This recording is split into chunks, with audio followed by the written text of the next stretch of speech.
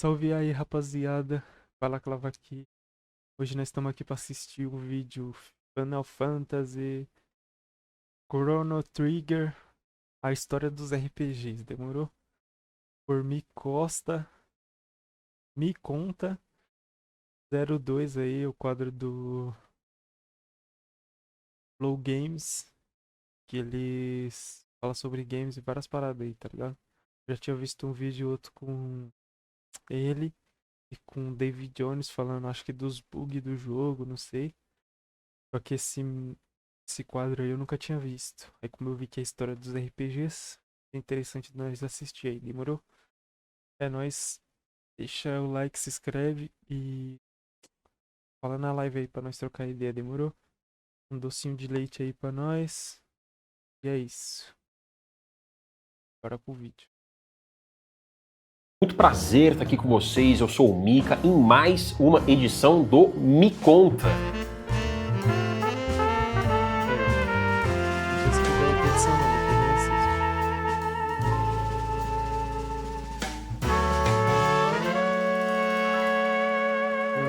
Comendo doce de leite. E hoje a gente vai se aventurar por esse imenso universo dos JRPGs ou JRPGs, como você preferir, que são RPGs japoneses. A você que está aqui acompanhando, bom dia, boa tarde, boa noite, obrigado pela sua presença. Vem comigo, porque hoje vai torar RPG japonês aqui no nosso vídeo. Eu achando que era todos RPG. Bom, primeiramente sobre esse termo, né, pessoal, RPG, JRPG. A maioria desses RPG japonês aí, pá, nunca joguei nenhum, tá ligado? Nunca me interessou não, na verdade. Mas eu jogo vários tipos de RPG aí, pá, mas tem uns aí, mano. RPG. Nada mais é do que Japanese Role Playing Qualquer Game, dia nós né? vamos jogar aqui na RPG live, japonês pra ver no como é bom que é. português. É um RPG, como o próprio nome sugere, um jogo de interpretação de papéis, só que do Japão, tá certo? Um gênero meio que influencia o outro. Então o JRPG tem um papel muito importante para o RPG ocidental e vice-versa. Um gênero vai empurrando o outro, vai influenciando o outro e os dois vão pavimentando caminhos muito interessantes aí na indústria. Basicamente, o JRPG, assim como em outros RPGs, um jogo de interpretação de papéis, o que ele tem? No que ele consiste? Ele é um jogo de progressão de personagens, tá certo? Ele é um jogo com uma história que pode ser contada linearmente ou não necessariamente precisa ser linear. A estrutura dele pode ser de mundo aberto ou não, pode ter uma estrutura linear, vários personagens se cruzando que podem ter vários finais de acordo com as escolhas do jogador ou não. Sistema de combate, que vale a gente pontuar aqui, nasceu no combate por turno, sobretudo, né? Hoje, em 2023, estamos vendo muitas mudanças, na verdade não é de hoje, é de alguns anos pra cá que esse gênero por turno, né, esse estilo de combate por turno está caindo um pouco mais em desuso para dar lugar a combates mais dinâmicos, a combates mais focados em... Inclusive em bagulho de RPG por turno, pá, eu joguei Dofus pra caralho, tá ligado? E tipo, quem já jogou, deixa aí nos comentários, pá. Eu achava foda, é por turno, pá, tipo um xadrez, mano. E até hoje eu meio que me divirto de vez em quando jogando, tá ligado? Só que eu jogo bem de vez em quando, pá, mesmo. Então, em ação.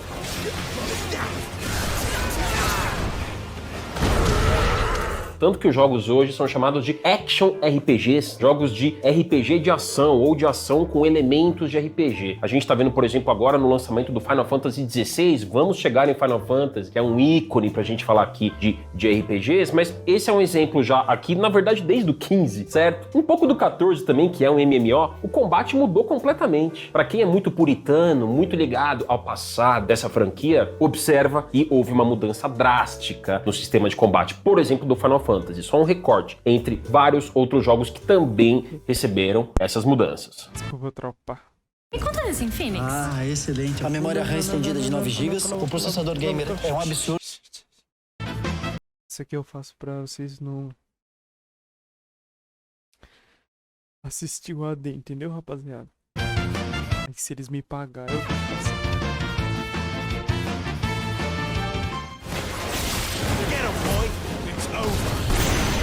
Mas antes da gente chegar ao Final Fantasy, precisamos voltar um pouquinho aqui no tempo com alguns jogos que vamos pegando e pensando desses períodos, principalmente anos 60 e 70, quando a gente começou a conceber melhor a ideia de videogames, quando o mercado começou a conceber melhor isso, no PC, nos sistemas de monitoramento digitais e principalmente nos arcades. A gente viu muita evolução nesse sentido, obviamente, de jogos japoneses, de jogos ocidentais. E temos dois aqui que são muito interessantes, que são o Akalabeth e Wizardry. Esses jogos, que podem ser considerados um dos primeiros, eles já começaram a estabelecer algumas das bases que a gente vê hoje nos JRPGs, principalmente do ponto de vista de interpretação de papéis. A gente tem um personagem central ou mais de um, e a partir dele uma história se desenvolve em que o jogador faz algumas escolhas e adota esse sistema de combate, nesse caso com um viés mais japonês.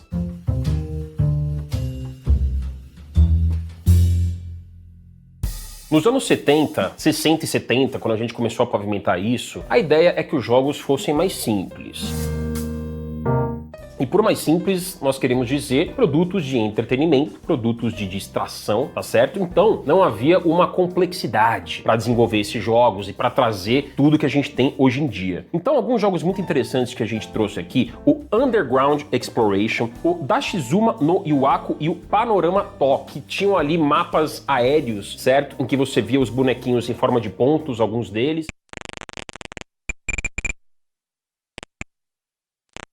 Lá na frente a gente viu jogos em primeira pessoa, principalmente no RPG ocidental, vamos chegar lá, mas tudo começou com essa coisa muito simples, pixelada, com esses personagens vistos de cima como pontos, já com essa pegada de interpretação de papéis.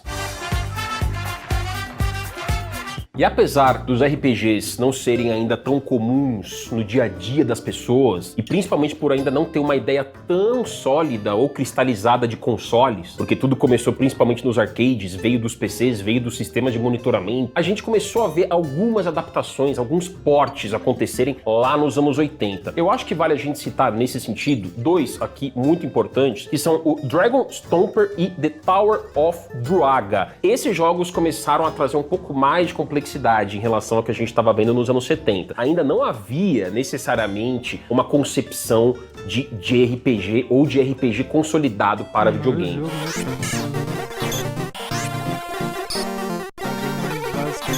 A gente tem que lembrar que RPG nasceu como um produto para ser jogado em mesa, certo? Um produto físico, RPG de mesa, que é o mais antigo aqui, Dungeons & Dragons, jogar vampiro, lobisomem. Isso remonta a tempos mais antigos, antes dos videogames. E os videogames puxaram essas ideias e também foram pro Japão, tá certo? Então esses jogos começaram a pegar e pensar um pouco disso, colocando esse tempero japonês, principalmente por ter alguma grande reviravolta, né? As histórias japonesas têm muito isso, um personagem que sofre algum trauma, algum acidente e precisa se reinventar e precisa provar ao mundo o seu valor, né? Precisa ir atrás de uma vingança, atrás de um objeto sagrado perdido, um tesouro. A gente vê isso muito nas narrativas japonesas, né, pessoal? Então, os jogos começaram a adotar essa filosofia que foi sendo emprestada a vários outros gêneros também.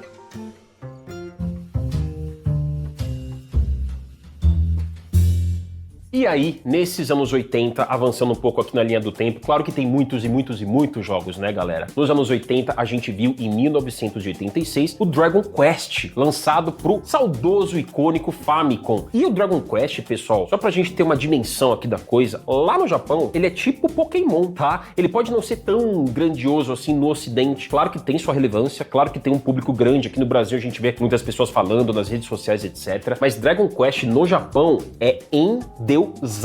A título de curiosidade, podem se sentir à vontade para pesquisar. Filas se formam, existe uma cultura muito forte do japonês em consumir Dragon Quest, os itens vendidos, o merchan é muito forte, e ele começou a estabelecer, dentro dos 8 bits, tá certo? Começou a estabelecer alguns alicerces mais solidificados, mais cristalinos da base de combate em turno.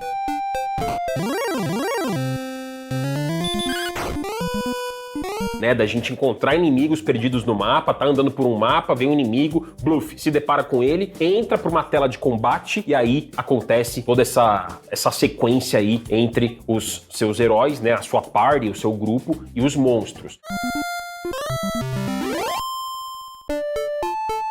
O mesmo aconteceu um ano depois, em 1987. Claro que chegamos a essa que é uma das franquias mais icônicas e importantes da história dos videogames, Final Fantasy. Primeiríssimo Final Fantasy de 1987 também começou pegando bastante essa fórmula do Dragon Quest, em que você tem vários personagens, uma interpretação de história profunda e uma base de combate que passou a ser escola para muitos outros jogos do gênero.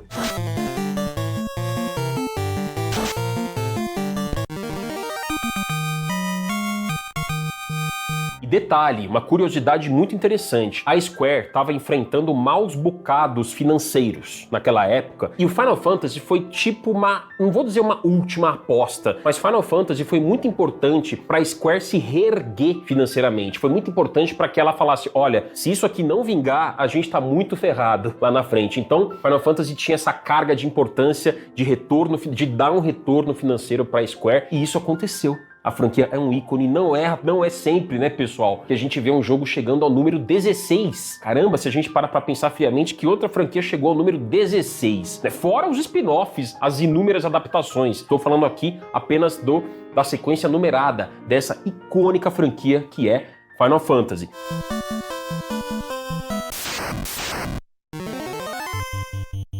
E nos anos 90, é quando muitas pessoas chamam do período áureo da Square, quando ela fez inúmeros RPGs, principalmente com a Nintendo. Ela trabalhou muito em parceria com a Nintendo, depois migrou essa parceria para a Sony. A gente sabe daquela briga que houve entre aquela ruptura, digamos assim, entre Sony e Nintendo, na questão do Super Nintendo, que seria o primeiro PlayStation. A Sony acabou se separando da Nintendo e criou o PlayStation, né?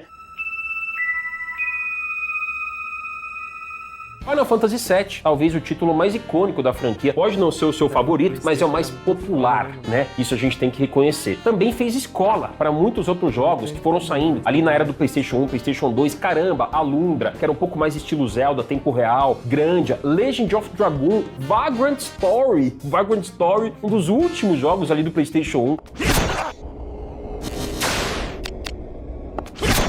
Parasite Eve, caramba, que misturava, também da Square, mistura, né, combate em turnos de RPG, só que com terror, com muito terror, né? O Parasite Eve 2 já foi um pouco mais pro lado de ação, mas mantendo a essência do JRPG. Então foram assim, trocentos, né, galera, de RPGs. Breath of Fire, quem se lembra desse grande ícone da Capcom? Até a Capcom se aventurou a fazer JRPGs nessa época, que foram um período dourado para os JRPGs, ditaram muito desse momento que fez história na indústria. O pessoal tá jogando aí,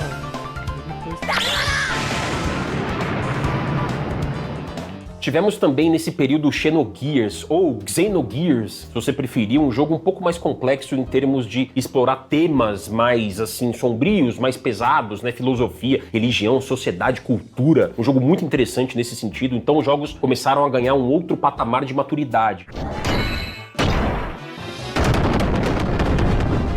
E galera, não podemos deixar de mencionar esse título lendário, que é o Chrono Trigger. 1995, Dream Team, é o time dos sonhos, como a gente chama naquela época. Hironobu Sakaguchi, Nobuo Uematsu, ali na composição da trilha sonora, e Akira Toriyama, o mesmo de Dragon Ball, na concepção dos personagens. Caramba, quantas memórias e sonhos todos nós temos, sonhos em ter, de repente, um remake, uma releitura, uma revisita ao Chrono Trigger, que definitivamente é, até hoje, um dos melhores jogos da história dos videogames.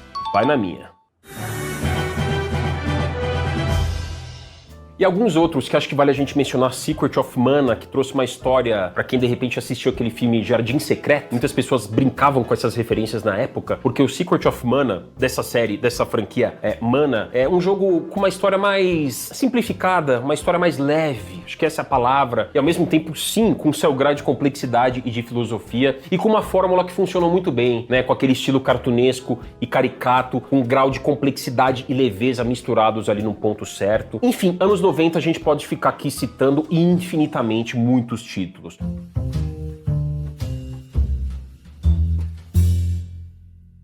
Nos anos 2000 a coisa foi crescendo, os gráficos foram mudando, foram sendo aprimorados. A gente tem, por exemplo, o Final Fantasy IX, que ainda é de Play 1, é um dos últimos jogos da série Final Fantasy numerado aí pro Play 1. Depois a gente teve o Final Fantasy X, que é até hoje tido como favorito por muitos fãs. Final Fantasy X, aquele visual dele foi deslumbrante na época, aquele filtro azul, né, aquele filtro, aquela paleta de cores muito explosiva e vibrante, rica. Tudo isso trouxe um outro patamar no PlayStation 2 e aos poucos nos anos 2000, não só a série Final Fantasy, como o JRPG foi se moldando.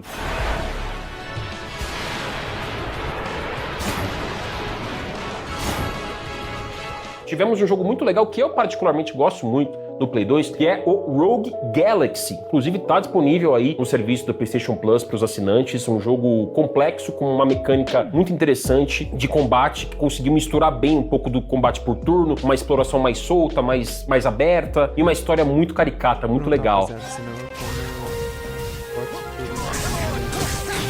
E foi observando essa evolução que começou lá atrás com RPG de mesa, só que com esse tempero japonês que foi pegando mecanismos ocidentais. The Witcher, por exemplo, é um grande RPG que a gente pode chamar de ocidental. The Elder Scrolls, da Bethesda, outro grande RPG ocidental. Fallout, outro grande RPG ocidental. E eles foram, sim, inspirando um ao outro. O RPG ocidental emprestou muitas mecânicas importantes pro JRPG, assim como o JRPG emprestou muitas coisas importantes para o RPG ocidental.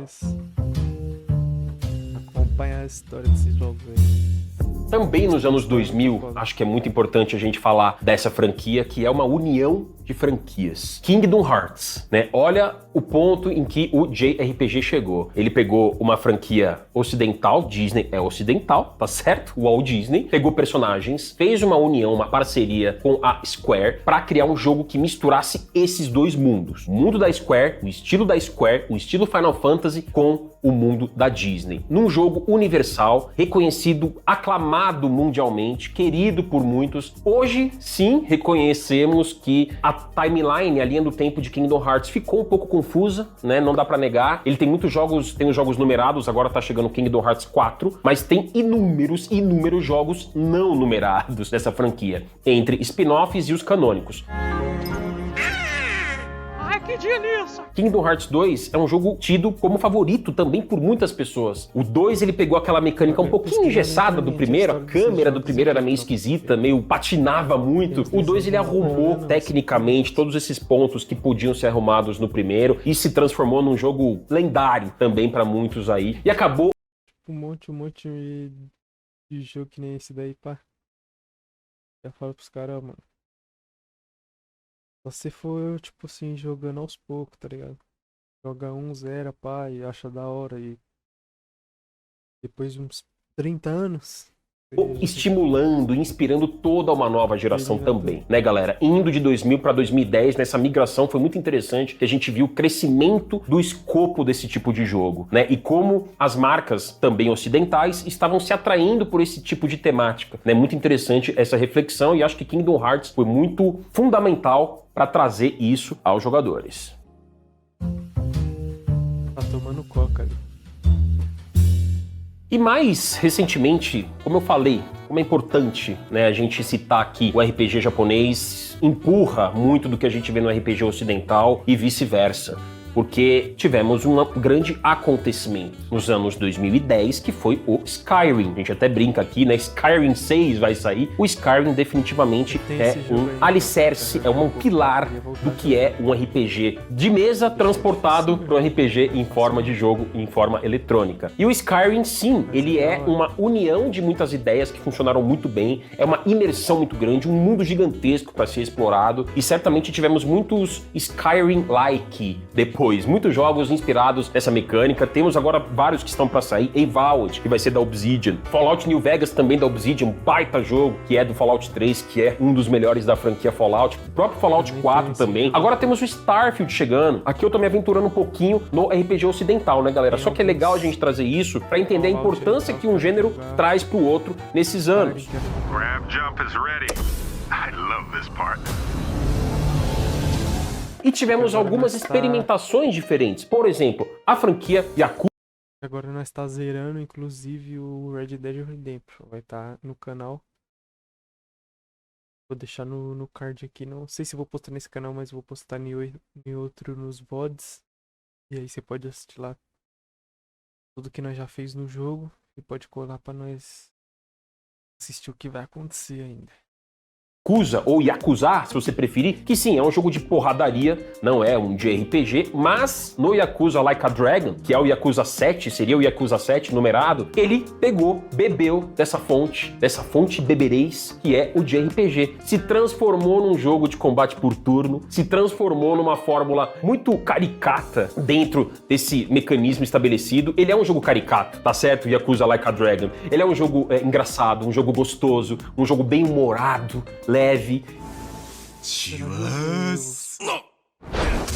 A gente sabe que hoje em dia, galera, em 2023, o combate foi se moldando ao longo dos anos e trazendo um novo público. Esse novo público não é tão atraído pelo combate por turno como o público dos anos 90 ou começo dos 2000 era. Os jogos se moldam. Eu sei que alguns não gostam, eu sei que os puristas ou puritanos preferem o jeito antigo, mas as coisas mudam, as fórmulas mudam e esses jogos vão trazendo novos mecanismos, como Final Fantasy XVI, por exemplo, que mudou pra caramba o jeito do combate rolar.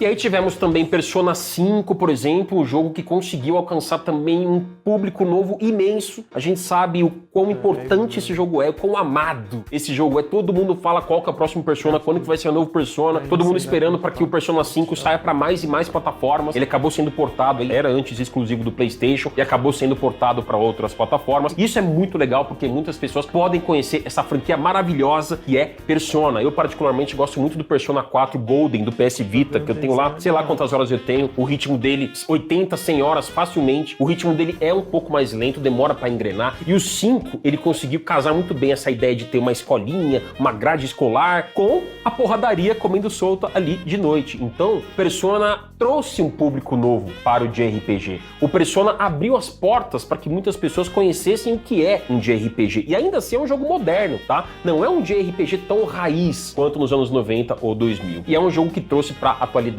toda essa nova fórmula alterada e modificada dos JRPGs. All enemies defeated. Just what I'd expect from you, Joker.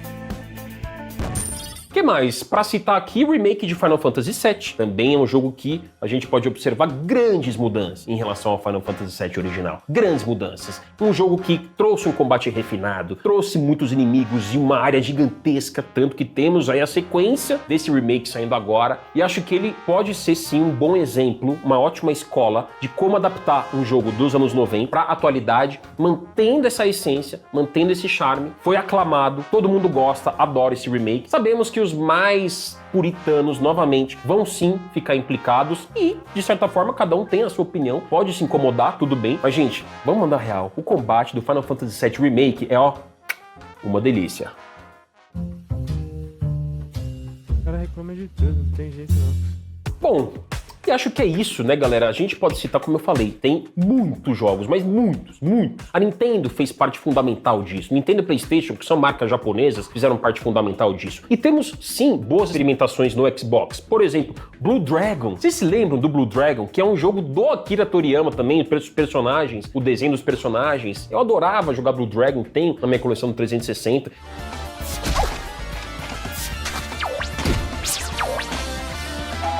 Tivemos várias experimentações também pelo lado do Xbox, muitas parcerias que o Ocidente fez com o Oriente para trazer essas experiências para nós. Então, assim, coloca nos comentários outros jogos que marcaram para você, como que você enxerga a história dos JRPGs na sua vida, como que eles fizeram parte, de repente, como que eles moldaram você enquanto jogador. Temos agora o Final Fantasy XVI, que é um jogo importantíssimo, sendo muito bem recebido. Temos análise aqui no Flow Games, entra no nosso portal no www.flowgames.gg, o Vini Munhoz fez uma grandiosíssima análise para entender o impacto desse jogo na indústria e como sim, ele pode incomodar os mais puritanos, mas ele vai trazer uma galera nova sem dúvida alguma. Eu achei eu conseguia muito ganhar épico. ainda. Tava pra mais épicas que eu tinha visto no videogame em muito tempo, sabe?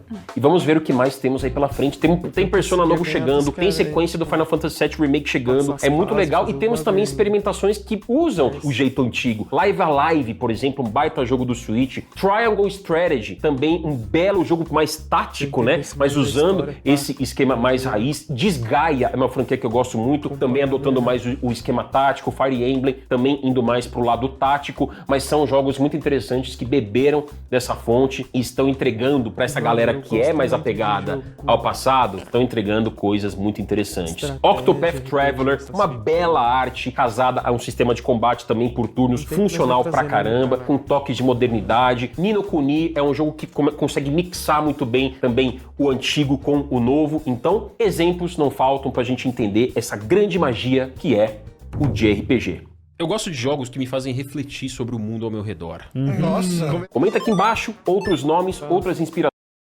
Top Deixa o 10. like aí, rapaziada. Se inscreve no canal. Fala Clava TV aí. E tiozão do Flow Sports. Demorou? É nóis. Muito obrigado. Bom,